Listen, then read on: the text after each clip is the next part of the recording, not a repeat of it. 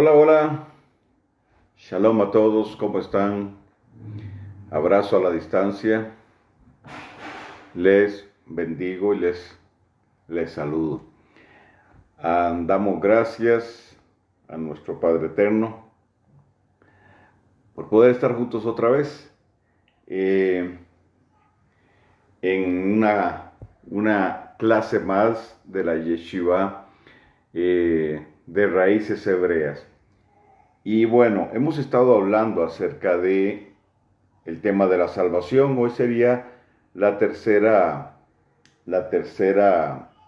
entrega, la tercera clase acerca de este tema que hemos querido tocarlo para poder refrescar algunas cosas, pero también poner otras en perspectiva, en una perspectiva hebrea, ¿verdad? Desde lo que son nuestras raíces, de lo que es nuestra esencia, y no desde el pensamiento heleno-griego, ¿verdad? Que ha sido más o menos la interpretación clásica de la salvación. Yo quiero, a ver, a modo de repaso y ampliación, plantear lo siguiente. En el pensamiento religioso tradicional,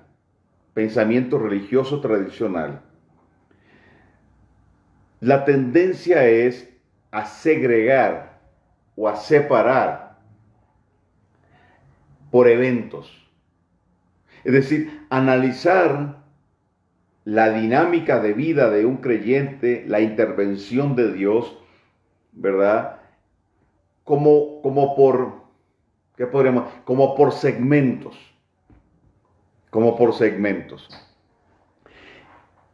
Y el principio que yo veo en la Escritura es el principio, y más bien la ley de la continuidad. La ley de la continuidad. ¿Ok? ¿Por qué ley de la continuidad? Porque todo lo que Dios hace se define a partir de un proceso. Ese proceso corre a través del trazo del Eterno que se define a partir de su palabra, de lo que Él establece. Entonces, nuestra vida no va en intervalos, sino hay una continuidad. Más el pensamiento religioso que sobreenfatizó el tema cultural contribuye a estos espacios que a veces quedan o que se interpreta que quedan, cuando no es así. Hay una continuidad de vida. Si nosotros no nos reuniéramos, es decir, si no tuviésemos cultos como tal, nuestra vida transitaría en un espacio continuo. Y en ese espacio continuo y en ese proceso, Dios se manifiesta, asimilamos, somos procesados, etc. Si no hubiesen cultos. Pero el culto no es el problema, sino esa mentalidad que nos heredó el sistema religioso. Nos heredó el sistema religioso, ¿verdad? Donde se mide nuestra espiritualidad con base en las intervenciones de Dios en los cultos y no necesariamente en nuestra vida diaria. Ok, mi comentario es muy general, por supuesto. Entonces, bajo esta perspectiva, se ha separado la salvación,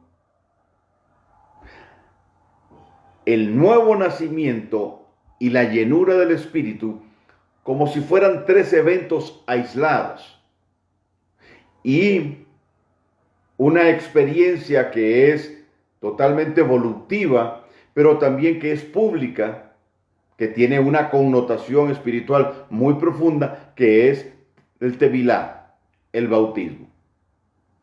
Desde nuestra perspectiva, ese es un solo proceso. Es un solo proceso. ¿Por qué? Porque imagínese esto, la revelación de Dios es eslabonada, así se plantea, es decir, una revelación se une con la otra y luego viene la otra, es decir, es progresiva. Esto lo he explicado muchas veces, pero para las personas que se acaban de agregar a nuestra yeshiva, se los explico. Así es la revelación, ¿ok? Entonces, es eslabonada. Lo que Dios hizo ayer va a tener continuidad con lo que Dios está haciendo hoy, y lo que Dios hizo ayer y hoy lo continuará mañana. Es decir, estamos hablando entonces de un proceso, y ese proceso es ascendente. Entonces, no podemos obviar el tema de la revelación, que es la que nos genera entendimiento, convicción y la que define nuestra conciencia. No podemos desligarlo de la revelación. Es clave, es importantísimo. Entonces, la experiencia de salvación va acompañada del proceso. La experiencia de salvación es lo que genera, o de donde se genera el proceso del nuevo nacimiento. Sin una experiencia genuina de salvación, no hay un nuevo nacimiento. Más, la experiencia de salvación forma parte también de ese proceso del nuevo nacimiento, que como dijimos la semana pasada, ese nuevo nacimiento es un proceso y es coronado con el sello del Espíritu Santo de Dios en nuestra vida. La venida del Espíritu a nuestra vida y el sello que Él establece. Entonces, entre la experiencia de salvación y el nuevo nacimiento, hay una revelación de Yeshua. Ya lo expliqué. Hay una revelación de Yeshua. Y el proceso del nuevo nacimiento que culmina con el sello del Espíritu de Dios, hay una revelación del reino. A mi entender, el reino se tiene que revelar. El reino no es un concepto, es una realidad espiritual que tiene que ser revelado porque no es tangible, no en esta etapa.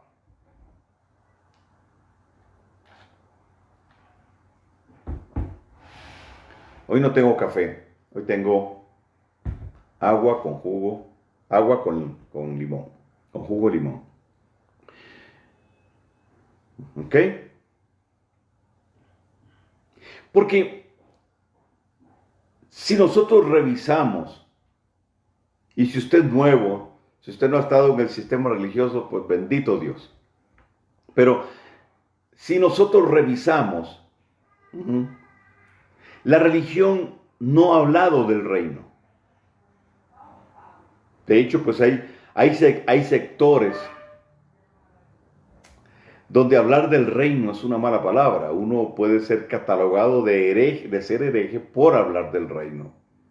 Para otros, el reino no se va a manifestar hasta en el Olam Jabá, la era mesiánica o el milenio.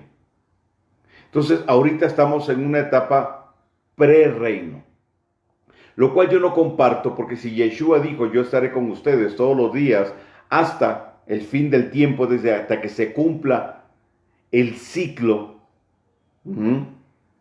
que va a cerrarse con su segunda venida, para luego entonces estar con Él de forma visible, ¿verdad?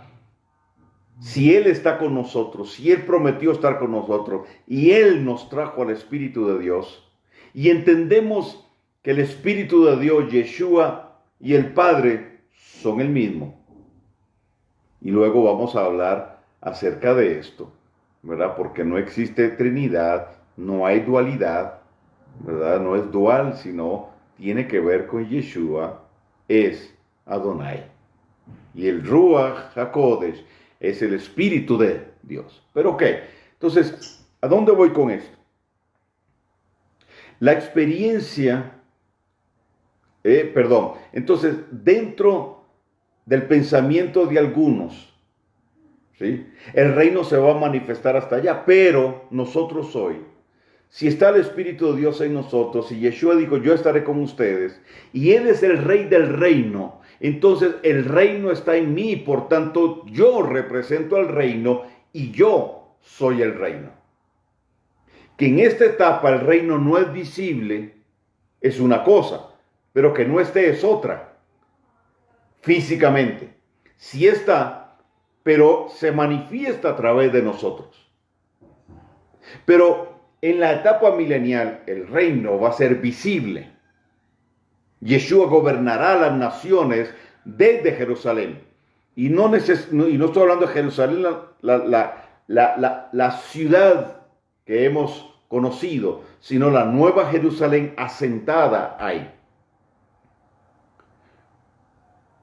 Pero por eso el reino hoy tiene que ser revelado. Entonces el sello del Espíritu de Dios me permite tener revelación y discernimiento del reino, de lo que es el reino, de quién soy yo dentro del reino.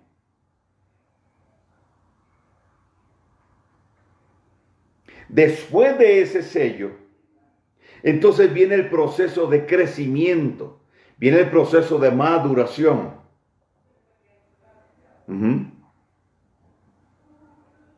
Y ese proceso va a culminar hasta que seamos levantados y transformados como en un abrir y cerrar de ojos, como dijo Yeshua.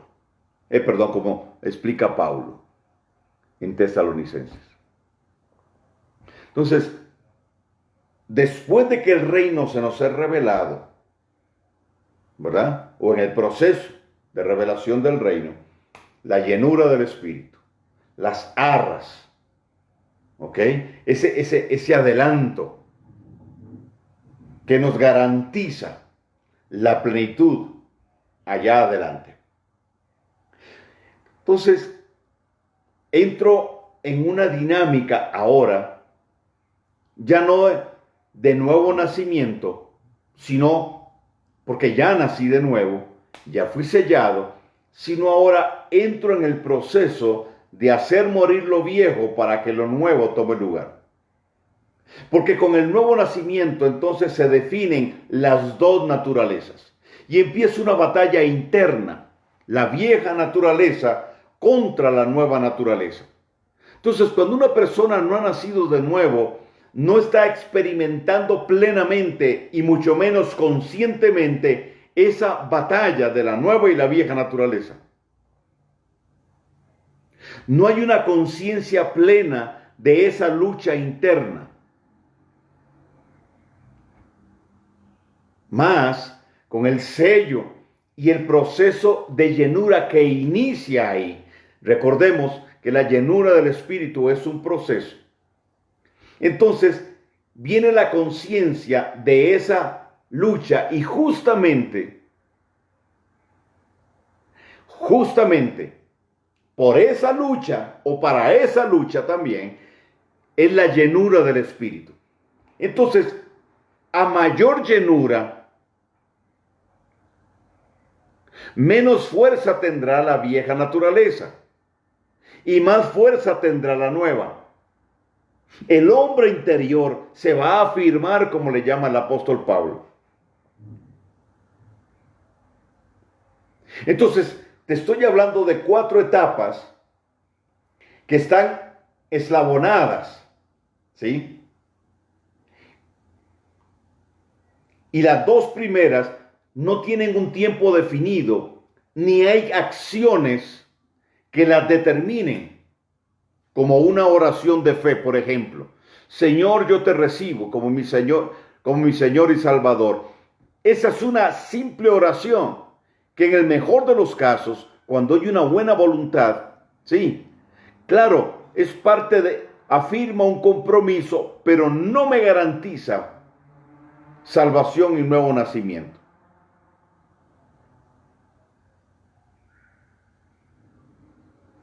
Sí, yo sé que estoy tocando una vaca sagrada, pero lamentablemente cuando me dicen que el fundamento bíblico de eso está en Romanos 10, del 9 al 10, sí, no puede ser, porque ese tiene otro contexto.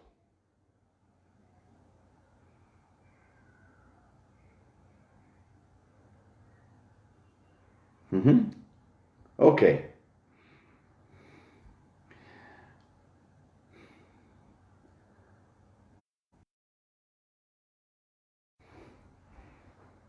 Un saludo, Laura, a mi cuñada y a mi madre que me está viendo, que cumplió años ayer, mamita. Otra vez feliz cumpleaños ya un día después. Ok, estamos ahí. Entonces, bajo este concepto eslabonado, ¿verdad? El nuevo nacimiento va a tener varios frutos y ya yo le voy a hablar de cuáles son los frutos del nuevo nacimiento. Le voy a mencionar 5, pero le voy a mencionar también las 5 manifestaciones de la vieja naturaleza que estorban para que eso se manifieste. Pero ya es parte de una lucha interna, pero ya fuimos sellados, ya nacimos de nuevo. ¿Me explico? La experiencia de salvación entonces no nace con una confesión. Porque a muchos nos pasó que nos pusieron a repetir esa oración. Bueno, a algunos les pasó, a mí no. Mi experiencia fue diferente. Pero yo no puedo, hoy no puedo, y creo que se los dije, no puedo ubicar mi nuevo nacimiento, mi experiencia de salvación a un día. Sino, yo puedo ver un proceso en mi vida. Y en una etapa, estaba yo bastante joven, más que ahora. En esa etapa, que estaba viviendo un tiempo, pues, de mucha locura. Y no voy a decir nada porque mi mamá, no voy a dar detalles porque mi mamá me está viendo y me está escuchando. No vale la pena. No. Pero yo pude advertir, aún en medio de aquel tiempo, la mano de Dios. Una necesidad de acercarme a Dios.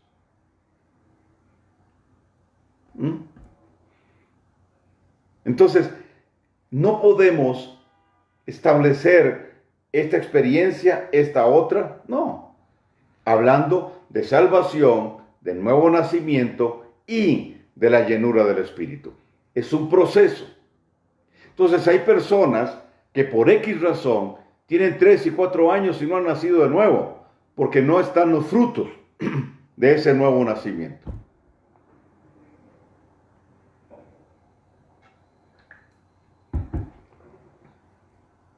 No lo están.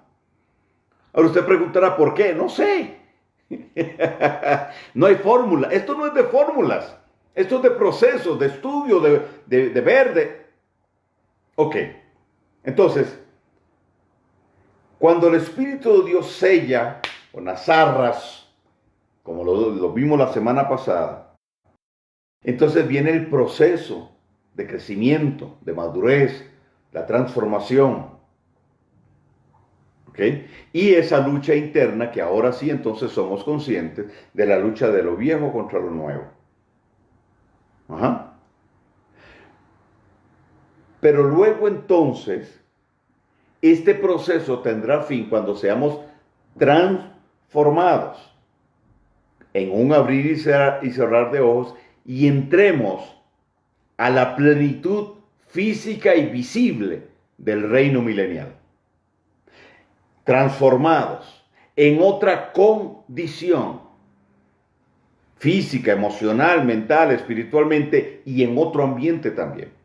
Pero bueno, eso merecería otro tema, pero aparte. Entonces son 4 etapas de un proceso continuo, continuidad.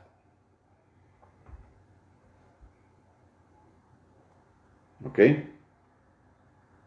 Bien.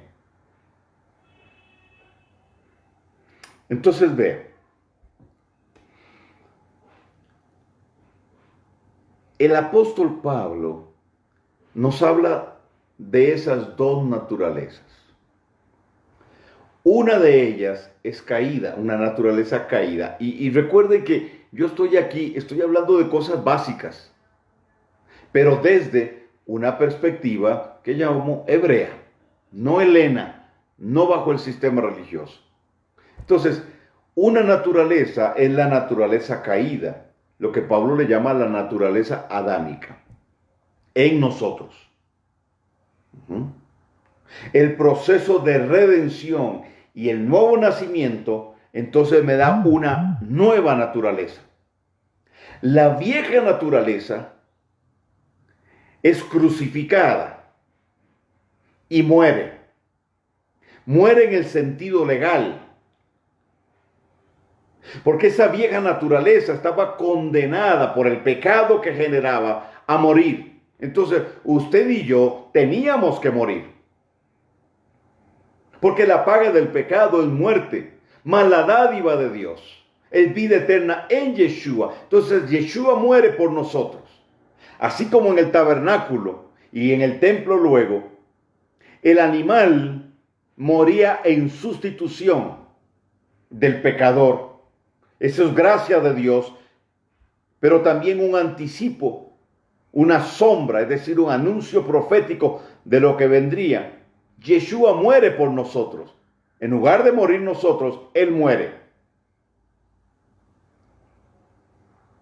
Entonces, al morir Él, somos redimidos. Y opera entonces la redención. Con la redención, la exoneración del pecado de muerte. La redención, entonces, me da una condición, y ya lo vimos, de hijo, etcétera, pero también la promesa de la vida eterna.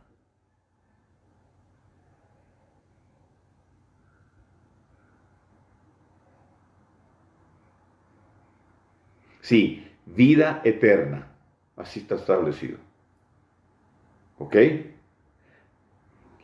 Pero entonces, la nueva naturaleza, el hombre espiritual que llama Pablo, empieza el proceso de crecimiento. Y la vieja naturaleza, que no ha muerto, sino legalmente, se opone a la nueva naturaleza.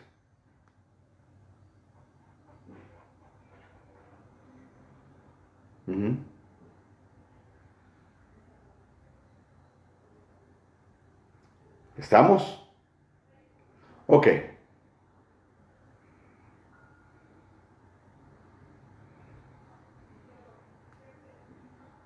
Ok.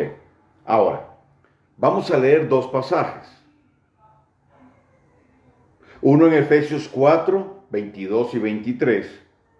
Y el otro en Romanos 12, 2. Y luego vamos a leer Romanos 7, del 14 al 25. ¿Ok? O más bien, vamos a leer Romanos 7, del 14 al 25. Primero. Porque el orden de los elementos no altera el producto. Ya usted va a dar cuenta por qué. Ok. El apóstol Pablo nos da una disertación muy interesante acerca de la ley y el pecado. ¿Ok? Pero no voy a explicar el tema de la ley porque eso lo voy a hacer el viernes que viene. Sería la tercera entrega también de el contexto original del libro de Gálatas, que es de lo que venimos hablando los viernes. Este viernes que pasó y el anterior pusimos una base. Ya al final del viernes, de este viernes que pasó, empecé a hablar del libro de Gálatas y este viernes que viene terminaré el libro de Gálatas tocando los pasajes más importantes y que han sido pero tan mal interpretados. Ok, entonces no me meto al tema de la ley. Capítulo 7, verso 7. Voy en adelante, voy a leer desde ahí. Dice, ¿qué diremos pues? ¿La ley es pecado? De ninguna manera. Pero yo no conocía el pecado sino por la ley. Porque tampoco conociera la codicia si la ley dijera no codiciarás. Mas el pecado, tomando ocasión por el mandamiento, produjo en mí toda codicia. Porque sin la ley el pecado está muerto. Y yo sin la ley vivía en un tiempo, pero venido el mandamiento, el pecado revivió y yo morí. Y hallé que el mismo mandamiento que era para vida, a mí me resultó para muerte, porque el pecado, tomando ocasión por el mandamiento, me engañó, y por él me mató. Tenemos que entender el lenguaje de Pablo. De manera que la ley a la verdad es santa, por Dios. ¿De dónde sacan entonces que la ley está abolida? Que ya no estamos bajo la ley. Aquí dice Pablo que la ley es santa. Y el mandamiento santo, justo y bueno. Entonces aquí deberíamos, en lugar de leer ley, deberíamos leer Torá. De manera que la Torá a la verdad es santa y el mandamiento santo, justo y bueno. Bien. Dice, luego lo que es bueno vino a ser muerte para mí. Vino a ser muerte para mí en ninguna manera, sino que el pecado, para mostrarse pecado, produjo en mí la muerte por medio de lo que es bueno, a fin de que por el mandamiento el pecado llegase a ser sobremanera pecaminoso. Claro, por el mandamiento. Porque sabemos que la Torá es espiritual, mas yo soy carnal, vendido al pecado. Entonces, a ver, ¿la Torá es qué? La Torá es espiritual. Upa. Ahora vean lo que dice Pablo. Porque lo que hago, no lo entiendo. Pues no hago lo que quiero, sino lo que aborrezco, eso hago. Entonces, mire, esto es fundamental. Pablo se desnuda aquí. Se desnuda. Porque él nos está hablando de una lucha interna. Ponga cuidado. Verso 15. Dice, porque lo que hago no lo entiendo. O sea, no entiendo el por qué, de dónde nace, cómo es el tema. Pues no hago lo que quiero. O sea, Pablo eso es lo que no entiende. ¿Por qué hace eso si no quiere hacerlo? Dice, si no lo que aborrezco, eso hago. 16. Y si lo que no quiero, esto hago, apruebo que la Torá es buena. Upa. De manera que ya no soy yo quien hace aquello, sino el pecado que mora en mí. Obviamente Pablo no se está justificando, pero más adelante él va a hablar de la ley del pecado.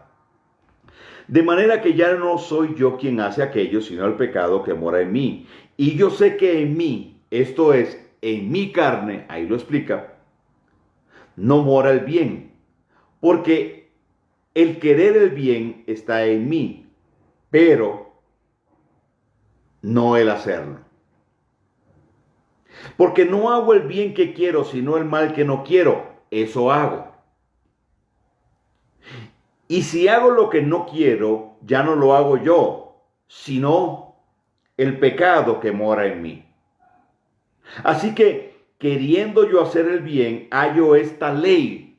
¿Cuál ley? Que el mal está en mí. Ya no está hablando de la Torá, sino está hablando de la ley en sus miembros. Dice, porque según el hombre interior, la nueva naturaleza, Me deleito en la Torá del Eterno. Pero veo otra ley en mis miembros que se revela contra la ley de mi mente, es decir, lo que aquí él determina que debe hacer, el entendimiento, la parte del raciocinio, que al ver la Torá y ver lo que está en la Torá, ¿verdad? Lo sabe, lo conoce. Pero entonces la ley en su miembro se revela contra lo que él sabe que debe hacer. Pero veo otra ley en mis miembros que se revela contra la ley de mi mente y que me lleva cautivo a la ley del pecado, es decir, de la carnalidad, que está en mis miembros. Está hablando de iniquidad. Entonces él dice, miserable de mí, ¿quién me librará de este cuerpo de muerte? Gracias doy a Dios por Yeshua, nuestro Adón. Así que yo mismo con la mente sirvo a la Torá de Dios, mas con la carne a la ley del pecado. Entonces, creo que está muy claro, no voy a tocar nada acerca de la ley, si está vigente, si no está vigente. Yo creo que aquí Pablo lo dijo clarito. Entonces, los que usan Gálatas para decir que ya no estamos bajo la ley, entonces tienen que leer este pasaje, bueno, y otros más. Pero está bien, no es ese mi punto. ¿Cuál es mi punto? Mi punto es que el apóstol Pablo,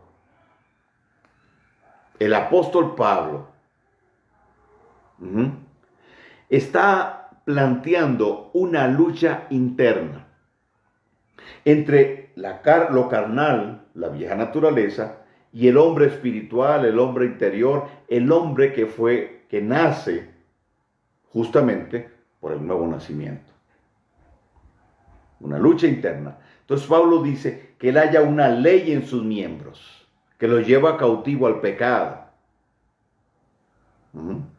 Pero su ser interior, la nueva naturaleza, se deleita en la ley del Eterno y entonces establece aquí en la mente un estrado, un juzgado.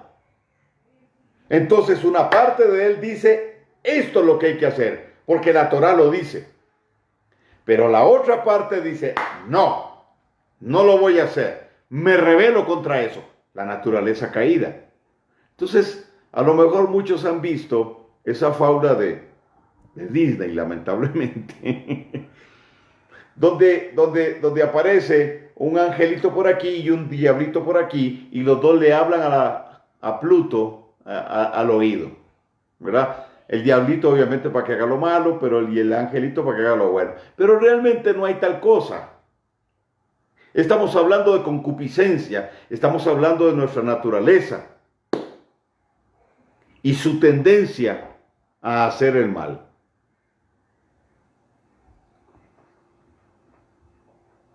¿Estamos? Ahora, vea usted cómo Pablo mismo nos explica esto que acontece en él, esta lucha que hay en él. Entonces vamos a leer ahora, sí, Romanos capítulo 12, verso 2. ¿Ok? Bien. Dice, no os conforméis a este sistema, o no tomen la forma de este sistema, o no se adapten a este sistema, o no asuman la forma de pensar de este sistema. Pablo está ahí de entrada, está diciendo que hay un sistema que tiene, y ese sistema se alimenta de una ideología. Y esa ideología desarrolla una forma de pensar y un estilo de vida contrario a lo que el eterno Dios establece. Entonces usted y yo, la mayoría de nosotros venimos de ese sistema y hemos sido permeados por ese sistema. ¿Ok? Entonces Pablo dice, sino transformaos por medio de la renovación de vuestro entendimiento. ¿Ok? La renovación de vuestro entendimiento. Entonces, la palabra transformación, metamorfosis, metamorfeo, ¿verdad? Tiene que ver con un cambio radical. ¿Ok? Pero aquí Pablo usa la palabra renovación. Y yo quiero que usted tome nota, por favor. La palabra renovación es la palabra griega anakainosis. Anakainosis. Que nos da la idea de descubrir algo. Es decir, quitar un velo. Entonces, renovar es quitar un velo. Ese velo está en la mente. Cuando habla entonces de transformación, la transformación es en la forma de pensar. Y para que esa transformación se dé, hay que quitar un velo. Implica entonces rehacer o hacer de nuevo. Porque la palabra anakainosis, compuesto de dos palabras, dice lo siguiente: ana es nuevo o de nuevo, o hacer de nuevo, y kainosis es diferente. Entonces estamos hablando de un proceso de hacer algo, de renovar, es decir, hacer algo nuevo, algo diferente.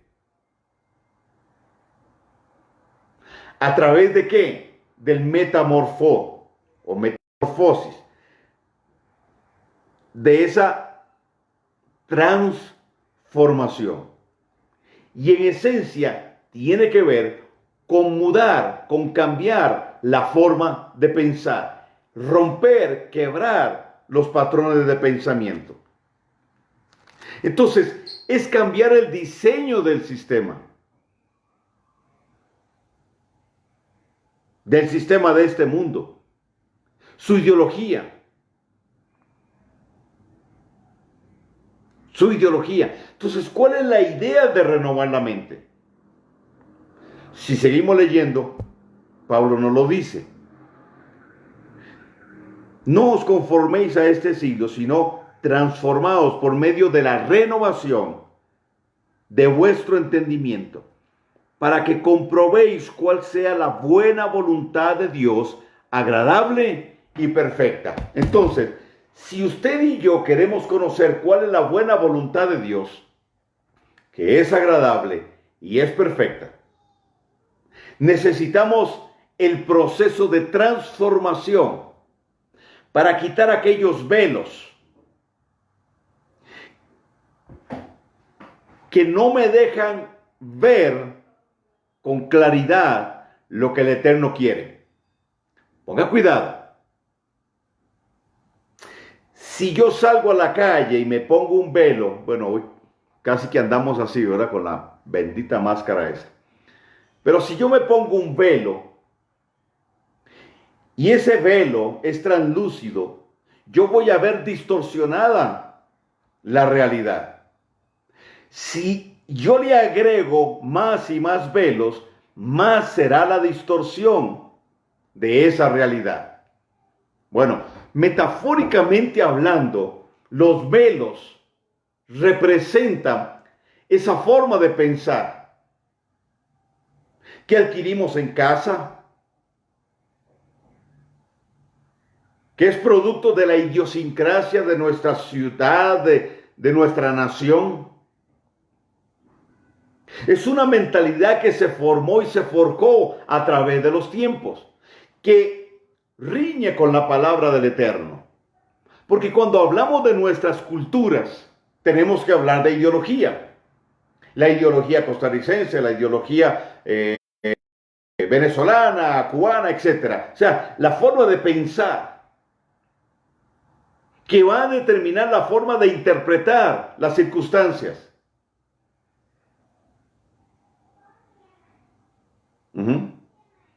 Hay aspectos de nuestra cultura que son muy buenos, de nuestras culturas que son muy buenas. Pero hay muchas de ellas que riñen con la palabra. Entonces, fuimos forjados a partir de una cultura pagana, babilónica.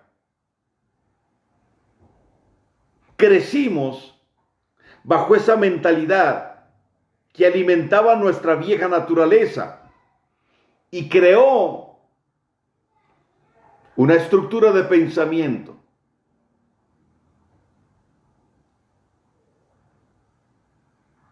Entonces el eterno Dios nos deja su libro para empezar a generar una transformación.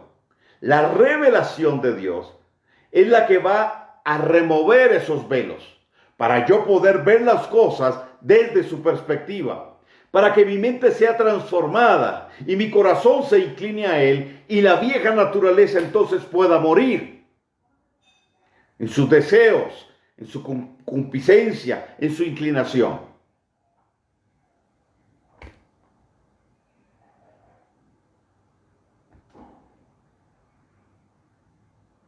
Cuando el apóstol Pablo está hablando de la transformación de nuestro entendimiento, está hablando de esta parte de adelante del cerebro, donde están las memorias recientes. Ahora, tenga en cuenta esto. Si los velos se corren, si los velos se remueven por la renovación, bajo la revelación, entonces yo voy a conocer la voluntad de Dios. ¿Ok? Este proceso no se puede dar sin que haya un nuevo nacimiento. Ahora, vamos a Efesios, capítulo 4.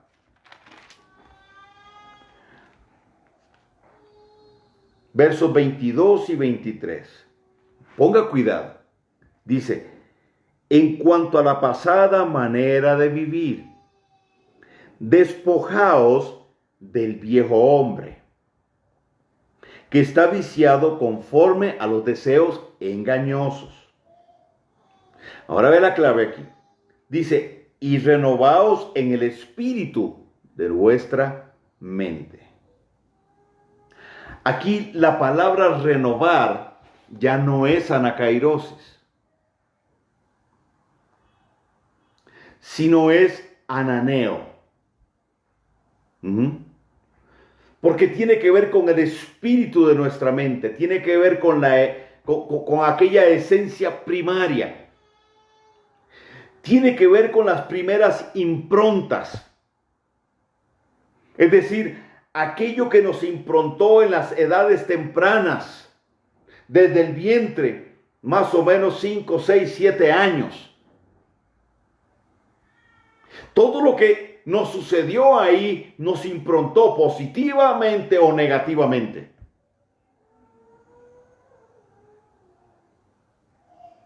Entonces,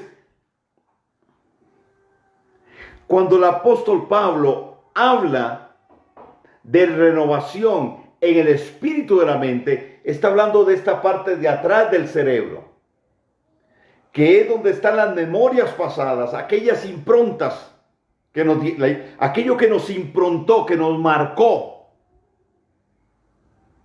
en esa edad temprana. ¿Ok? Entonces, si tuviste un padre que te maltrató, un padre ausente, ¿ok?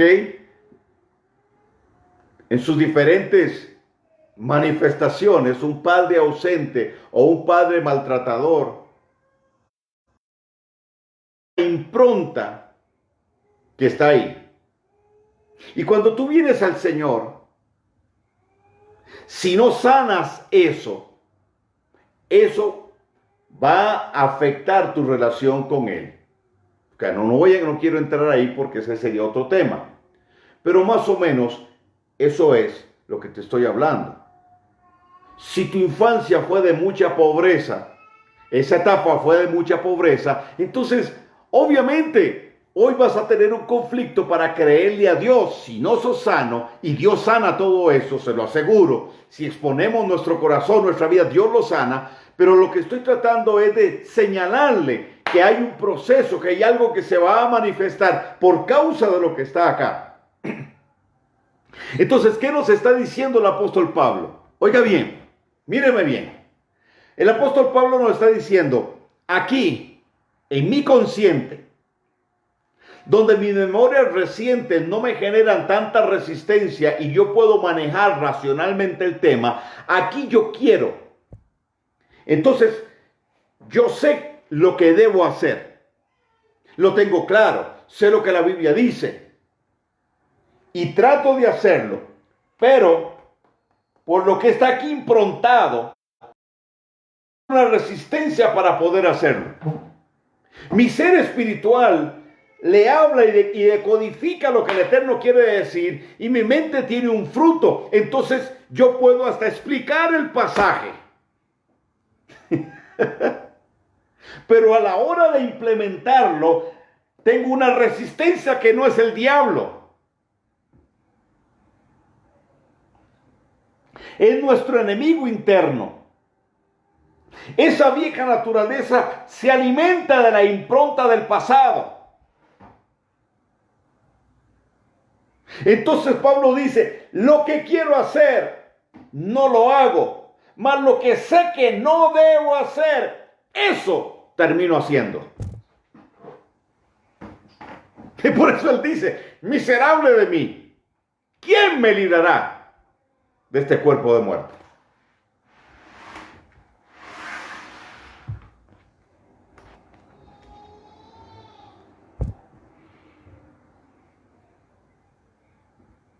Ahora, ¿para esto hay respuesta? Claro que sí. Pero si no hay un nuevo nacimiento, aquí no hay nada. No hay cómo generar ni de dónde generar ese cambio.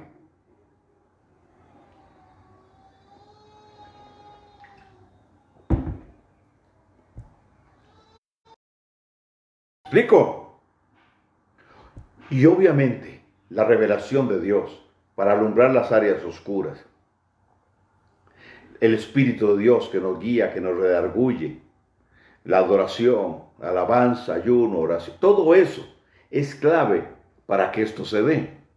Nuestra voluntad, nuestra determinación. Mire, ¿okay? Yo le estoy dando la parte técnica, si se quiere.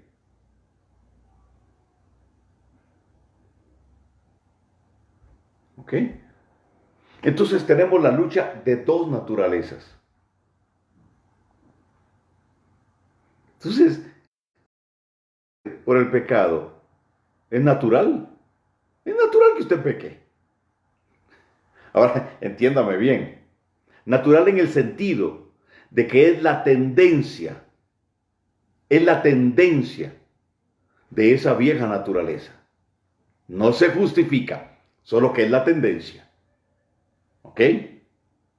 Pero también es natural que la nueva naturaleza tenga sus manifestaciones. ¿Ok? El apóstol Pablo sigue diciendo en el 24, dice, y vestíos del nuevo hombre, creado según Dios, en la justicia y santidad de la verdad. ¿Ok?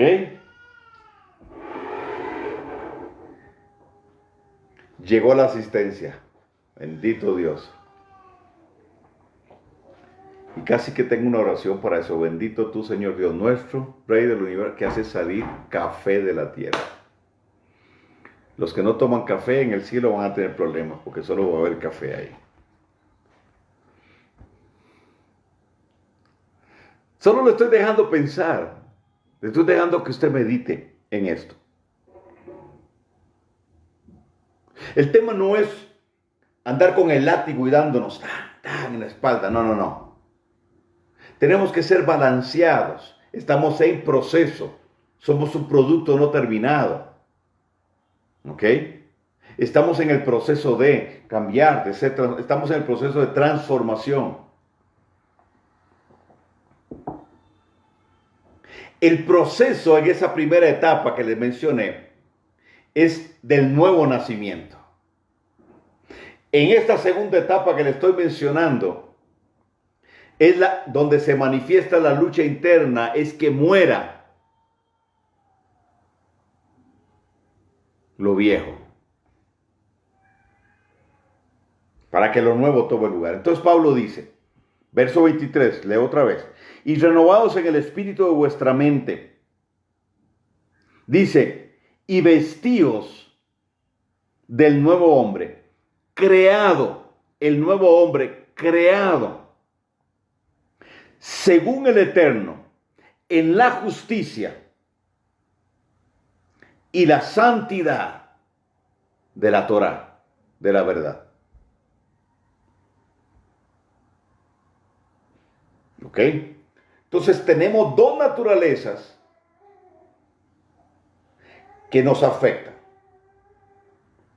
Cuando nosotros nacemos de nuevo, entonces viene la impronta. ¿Sí? Porque con el nuevo nacimiento, entonces viene la impronta, la reprogramación, o más bien diríamos, la reimprontación. Toda aquella experiencia que nosotros tenemos en Dios, todo lo que hacemos en esa etapa es fundamental, en esos primeros pasos son fundamentales porque van a marcar una impronta. Hay un nuevo nacimiento y la nueva criatura tiene que ser improntada, alimentada de una.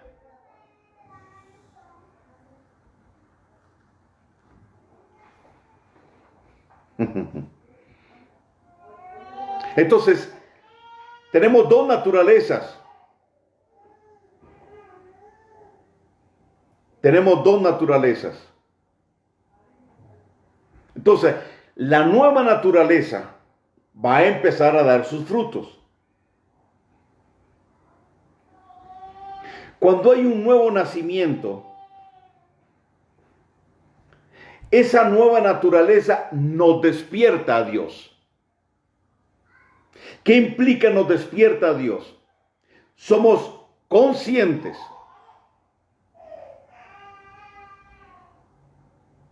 de quién es Dios, somos conscientes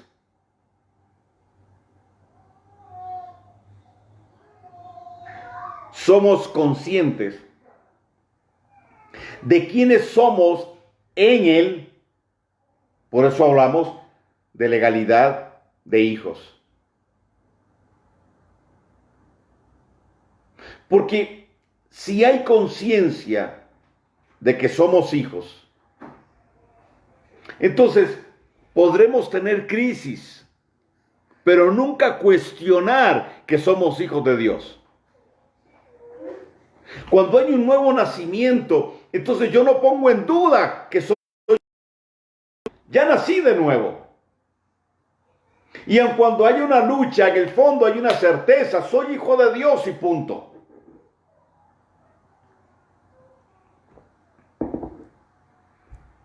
Hay un despertar.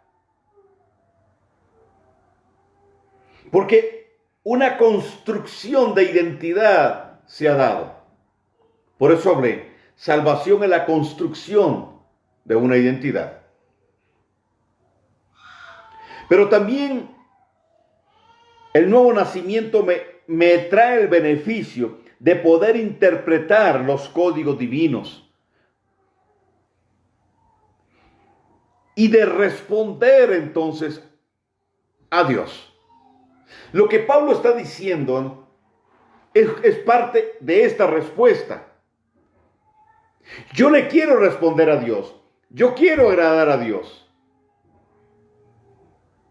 Pero tengo una lucha. Lo que hago no es lo que quiero, sino lo que no quiero. Lo que aborrezco es lo que termino haciendo. ¿Me explico? Pablo es consciente de quién es Dios, de quién es Él. Y entonces él interpreta los códigos de Dios y quiere obedecer a Dios, pero encuentra una resistencia. Si el nuevo nacimiento no se hubiera dado, esta lucha no está. No estaría. Porque el pecado ya no es nuestro estilo de vida. Ya no es nuestra condición. Nuestra condición es haber sido puestos a salvo, sacados de y apartados para.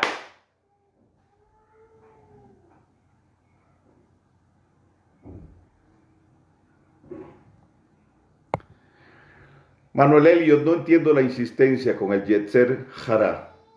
No lo entiendo. ¿Cuál es la idea? Ok, ese fue un paréntesis. Aquí el punto entonces es que hay fruto del nuevo nacimiento. En la religión y en el sistema religioso no hay un despertar, no hay un interpretar de los códigos. Simplemente leyes de hombre, imposiciones de hombre, o la misma condenación generada de un púlpito para que usted haga las cosas, porque si no se va para el infierno.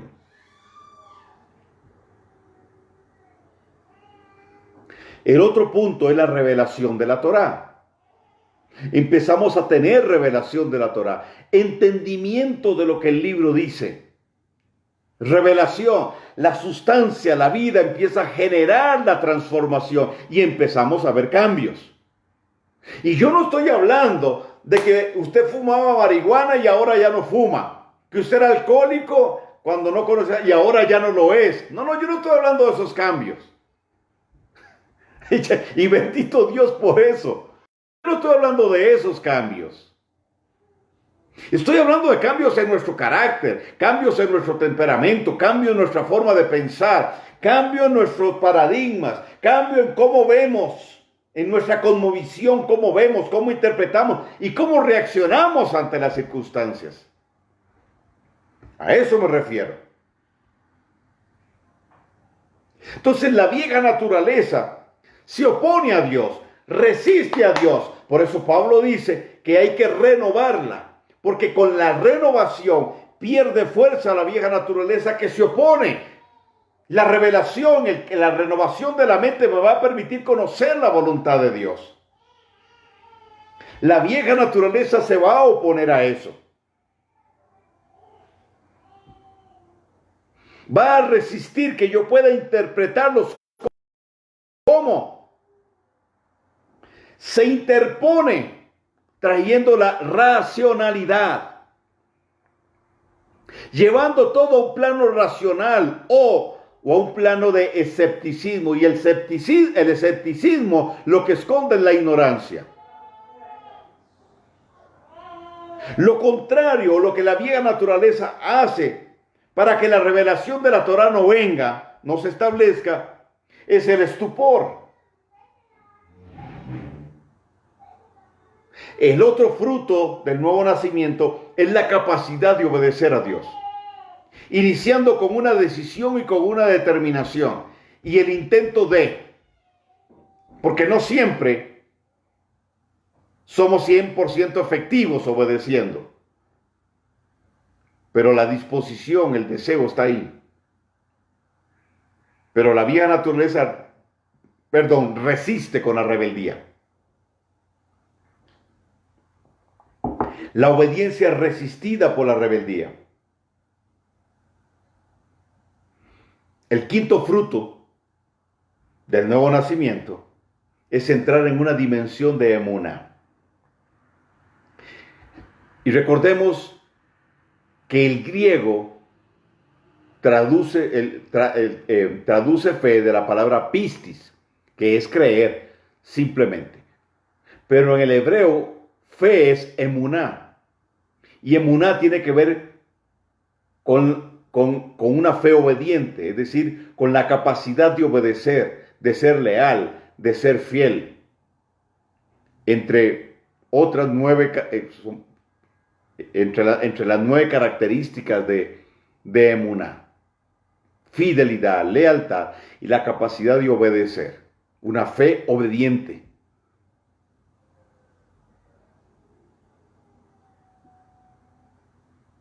¿Ok? Ahora, la vieja naturaleza tiene una estructura triple.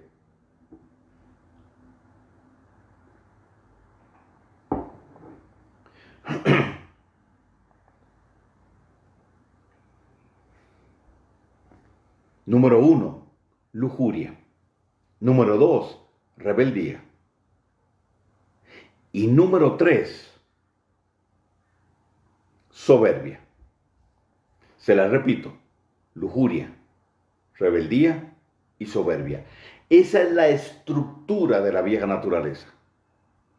Le explico cómo opera. La lujuria es en términos de egoísmo. Ese ego negativo, ¿verdad? De donde viene el egoísmo. Desde que nosotros nacemos, manifestamos ese egoísmo. Todo niño nace y aprende a manipular. El bebé llora porque se hizo popó.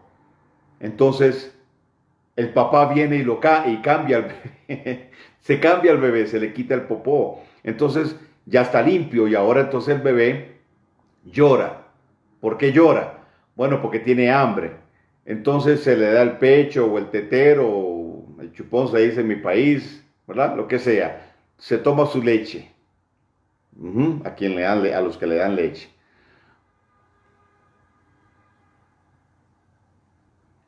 Entonces ya el niño está lleno, pero al ratito vuelve a llorar. ¿Por qué lloró el bebé? Ya no tiene popó. Ya no tiene numerito, como dice mi hija Hadassah.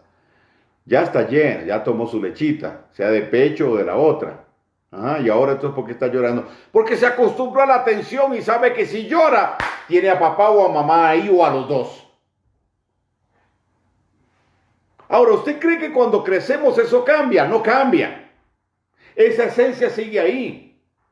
Se manifiesta de otra manera y nos lleva a cosas peores todavía. Entonces, un matrimonio corre el riesgo de ser gobernados por un niño de 3, de 4 años que aprendió a manipular y nunca se le cortó, se le corrigió. Upa, me metí en otro lugar. Sí, hay casas donde uno llega donde uno se da cuenta quién es el que manda. Y el que manda tiene 3 años. Manipulación. La lujuria manipula. Porque la lujuria dice, esto es lo que yo quiero. Y no me importa, yo lo quiero. De la lujuria se desprenden muchas cosas, como la vanidad, por ejemplo. El gran pecado de Satanás fue la vanidad. Pero entonces ahora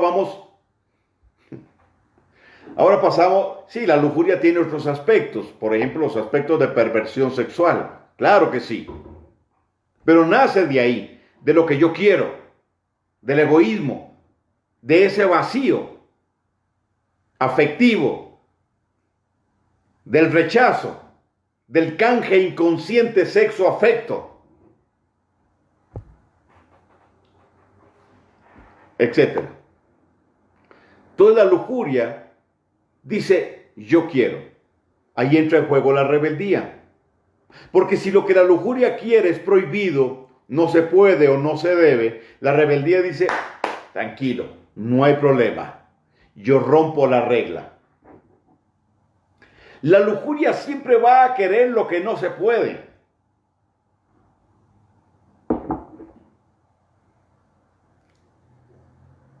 Yo no sé si esa es su lucha, pero la mía sí.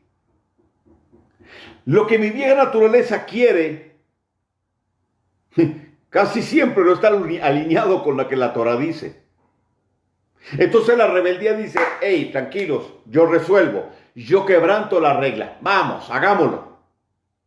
Y luego ahí entra entonces la rebeldía, entra la soberbia. Soberbia en la etimología popular es lo que se levanta en contra del verbo. Eso es soberbia. Soberbia es levantarse en contra del verbo, y el verbo es Yeshua.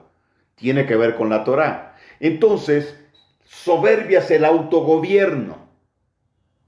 Entonces, la lujuria dijo yo quiero, aunque la Torá diga no, aunque el Eterno diga no. Entonces la rebeldía dice tranquilo, aquí yo quiebro la regla, y la soberbia entonces dice no hay problema, ahora yo gobierno, háganlo, no hay problema, hay autorización. Así vive el ser humano. Entonces, ¿cuál es el proceso de Dios para quebrantar esto? ¿Por dónde empezamos? ¿Por la lujuria, por la soberbia, por la rebeldía? Lo primero que Dios trata es con la soberbia. Y lo contrario a la soberbia es la humildad. El apóstol Pedro dice, humillaos pues bajo la poderosa mano de Dios, porque Él os exaltará cuando fuere tiempo. Entonces hay una diferencia entre humillarse y ser humillado. Y yo prefiero humillarme porque ya he vivido también el ser humillado. La humillación parte de la conciencia de la condición y de quién es Dios. De que yo no puedo cambiarlo, estoy dispuesto, pongo mi voluntad, pero Él es el que me va a cambiar. Lo contrario a la soberbia es la humildad. Entonces la humildad da pie al sometimiento. Y el sometimiento es el antídoto en contra de la rebeldía. La rebeldía dice, vamos a quebrantar. No, el sometimiento dice, no quebrantamos lo que el Eterno dijo. Someteos pues a Dios, resistid al diablo y de vosotros oirá. Pero primero hay sometimiento. En el sometimiento está la victoria. No en el reprender a Satanás, sino en el sometimiento mismo. Y el sometimiento a Dios le abre espacio, porque ahí está implícita la obediencia, le abre el paso al amor. El perfecto amor echa fuera el temor. El perfecto amor es el que llena los vacíos. El perfecto amor es el que le dice a la lujuria, no es lo que usted quiere, es lo que Él quiere para mí, lo que el Padre quiere para mí. ¿Se da cuenta? No quiero extenderme mucho. Entonces tenemos una estructura. La vieja naturaleza tiene un juez que defiende eso, un fiscal que defiende esa estructura. Y está en la mente, y Yeshua le llama el hombre fuerte, un pensamiento que predomina, que es alimentado por la concupiscencia. Más la nueva naturaleza tiene el Espíritu de Dios, que nos redarguye de pecado, que nos revela Yeshua, que nos revela la Torá. El Espíritu de Dios, que es el que nos introduce en la dimensión de Emuná, que nos lleva al quebrantamiento para que haya humillación, que genera el sometimiento a través de nuestra voluntad libre para poder decidir hacer lo que Él quiere, que confía en su intervención, para llegar al amor que lo llena todo, que llena el vacío, que sana las heridas, el amor que trae el bálsamo, porque entonces no importa cuáles fueron nuestros traumas del pasado, no importa, Él los sana, Él restaura, Él liberta, y si hay ataduras se rompen. Yeshua dijo, he aquí yo estoy a la puerta y llamo. Si alguno abre, oye mi voz, abre, yo entraré, cenaré con él y él conmigo. Ahí Yeshua le está hablando a su pueblo. No es para no creyentes, es para creyentes que ya tuvieron su experiencia del nuevo nacimiento.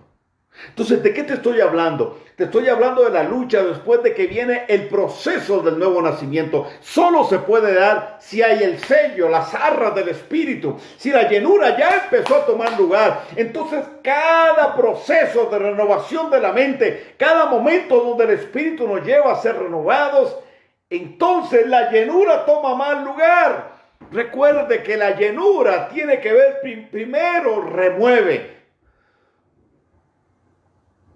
La palabra llenura Primero divide, luego remueve, vacía, para entonces llenar. Ese es el proceso: remover, vaciar y llenando. Remover, vaciar y llenando. Es un proceso. ¿Cuándo termina ese proceso? Cuando digamos sonar los chofarot y seamos levantados.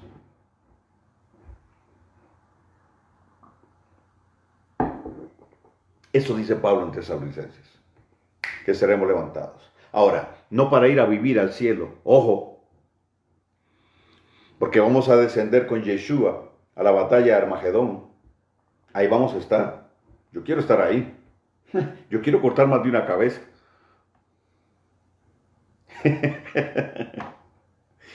Y luego vendrá el milenio.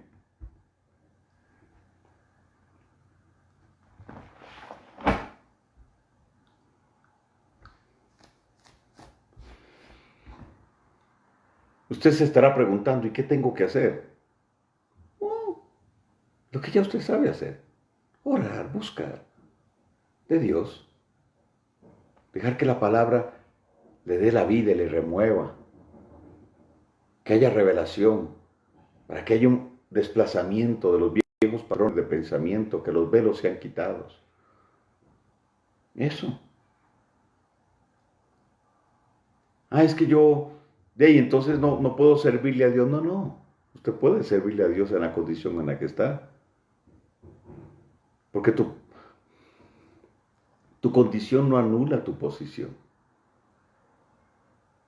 Porque tu condición es pasajera. Él va a ir cambiando. Es pasajera. Tu posición no lo es. Tu posición es validada. Validada. Validada por lo que Yeshua hizo en el madero, por tu condición de hijo. Cinia Vargas pregunta, ¿sí pasaremos por la gran tribulación? Bueno, ese sería otro tema al que tendríamos que meterle mano. Solo déjeme decirle que la tribulación no es como nos la han pintado. Ok. Entonces, con esto cierro el pensamiento, el concepto de lo que es salvación, nuevo nacimiento y llenura del Espíritu de Dios. Obviamente, pues, no lo abarqué todo y hay mucho que desconozco, ¿verdad? Pero creo que le doy una base lo suficientemente sólida, entiendo yo.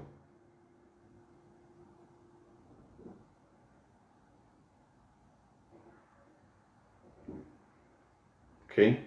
Un fundamento sobre el cual usted pueda afirmarse. Que le permita revisar lo que usted ha vivido y afirmarse. Eso es todo. Y si usted dice, pues bueno, yo no siento que he nacido de nuevo, pues eso tiene solución. Ya la tiene. Con este conocimiento creo que le aporto y le ayudo para que usted pueda meterse con Dios, para que eso sea completado.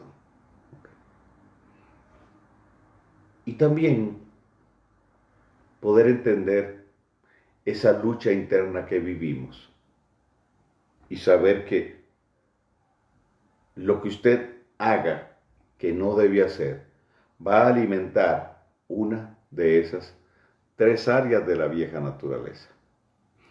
Y buscar palabra para proclamar, las experiencias para generar la humildad, el sometimiento y el amor son fundamentales. ¿Ok? Aquí les dejo. Terminamos el tema. No porque se haya agotado, sino porque hasta aquí voy a llegar yo. Y la semana entrante iniciaremos un nuevo tema. ¿Ok? Shalom para todos. Nos vemos el viernes próximo.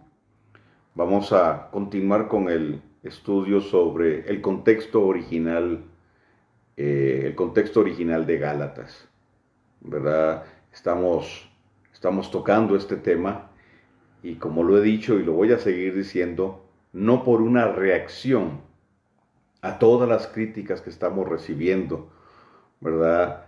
A los que estamos en raíces hebreas o raíces judías, ¿verdad? Para los que somos casa de Efraín y para aquellos también que son casa de Judá porque están arremetiendo con todo, porque todo el que celebra fiestas, pues se ha dicho así, es hereje. Shabbat, fiestas es hereje. Entonces estamos dando fundamento. ¿Por qué? Porque se está usando el libro de Gálatas, ¿verdad? Entonces estamos usando el libro de Gálatas también para poner el contexto correcto y la interpretación correcta y no la que se le está dando, que no tiene ninguna base, realmente no la tiene. Pero bueno, repito, lo hago no por una reacción, sino por aclaración. Porque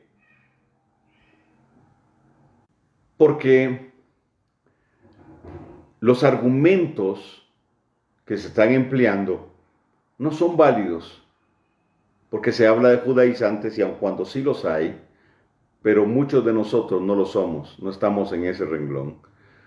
Y se están usando más que argumentos la imagen de ciertas personas, su trayectoria, para decir que si están en enseñanzas como estas que yo estoy dando, entonces estos hay que tener cuidado, huyan por su vida, salgan corriendo, porque ahí hay herejía, ahí hay error, etc.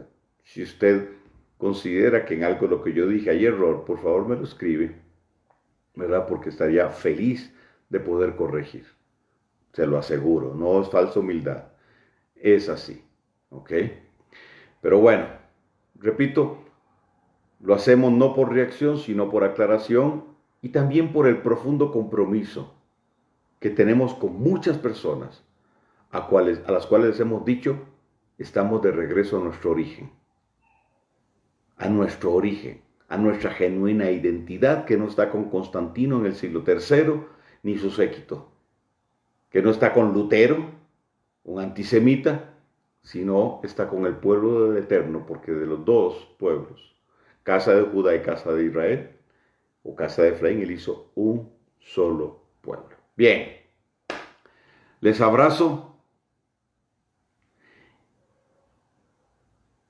y bueno, sí, Ingrid, son las palabras de nuestro querido Sancho Panza, el, el lazarillo de el señor, el ilustre Hidalgo. Bien, les abrazo, les bendigo y shalom, shalom. Nos vemos el viernes, ¿ok? Y ya pronto vamos a iniciar la escuela para maestros de oficio, ¿ok? Ya con mi esposa dimos apertura el lunes a la escuela de profetas. Ahora va a ser cada 15 días. Y en los intermedios, es decir, cada 15 días, cuando no hay escuela de profetas, está también la escuela de evangelismo. Entonces pronto yo voy a iniciar la escuela para maestros, maestros de oficio. ¿Ok? Entonces, si usted está diciendo, ay, yo quiero ir, no, si usted no es maestro de oficio, ni se le ocurra. No, mentira. Vamos a tratar de que sea específico, ¿sí? Porque entre más específico, más eficaz se es, ¿ok? Y bueno, los requerimientos en una escuela de maestros son diferentes a las otras escuelas, ¿verdad? Y usted va a tener que leer mucho. Y si a usted no le gusta leer, pues difícilmente usted es un maestro. ¿Por qué? Porque está ahí. Al maestro le gusta leer, le gusta investigar, ¿verdad? Son características propias de cada llamado, ¿verdad? Y como decía mi abuelita, zapatero a tu zapato, ¿ok? Entonces usted no puede arreglar zapatos con herramientas de un mecánico. Entonces, zapatero a tu zapato y mecánico a su oficio. Nos vemos en la próxima. Bendiciones. Chao.